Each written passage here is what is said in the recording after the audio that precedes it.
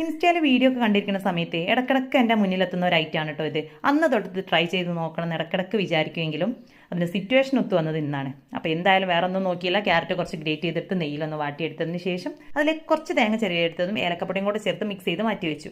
അടുത്തതായിട്ട് ഒരു ബൗളിലേക്ക് 1 കപ്പ് പുട്ടുപൊടി ചേർത്ത് കൊടുത്തതിന് ശേഷം അതിലേക്ക് ഒരു അല്പം ഉപ്പും 1/4 കപ്പ് വെള്ളവും കൂടെ ഒഴിച്ച് ഒരു 10 മിനിറ്റ് സോക്ക് ചെയ്യാനായിട്ട് മാറ്റി വെച്ചതിന് ശേഷം അതിലേക്ക് ഒരു ടേബിൾ സ്പൂണോളം പാൽപ്പൊടി നേരത്തെ നമ്മൾ റെഡിയാക്കി മാറ്റി വെച്ചിട്ടുള്ള ക്യാരറ്റിൻ്റെ മിക്സിൽ നിന്ന് പകുതി കൂടെ ചേർത്ത് കൈവച്ചിട്ട് നല്ല പോലെ നമ്മുടെ ഈ ഒരു പുട്ടുപൊടി കട്ടയൊന്നുമില്ലാതെ മിക്സ് ചെയ്ത് മാറ്റി വെച്ചു. ഇനി അടുത്തതായിട്ട് 1/2 കപ്പ് തേങ്ങയിലേക്ക് ഒരു 2 ടേബിൾ സ്പൂണോളം പഞ്ചസാരയും 1/2 ടേബിൾ സ്പൂണോളം പാൽപ്പൊടിയും കൂടെ ചേർത്ത് ഒന്നുകൂടെ മിക്സ് ചെയ്ത് മാറ്റി വെച്ചതിന് ശേഷം നമ്മൾ പുട്ടുകുറ്റിയിൽ ഇതിന് ലെയർ ചെയ്തിട്ടെടുക്കാം.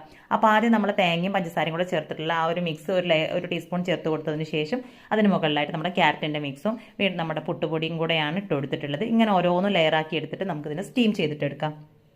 അങ്ങനെ നമ്മുടെ പാൽപ്പൊട്ട് ഇവിടെ റെഡി ആയിട്ടുണ്ട്. അപ്പോൾ ഇത് കഴിക്കാനായിട്ട് നല്ല ടേസ്റ്റ് ഉണ്ട് കേട്ടോ.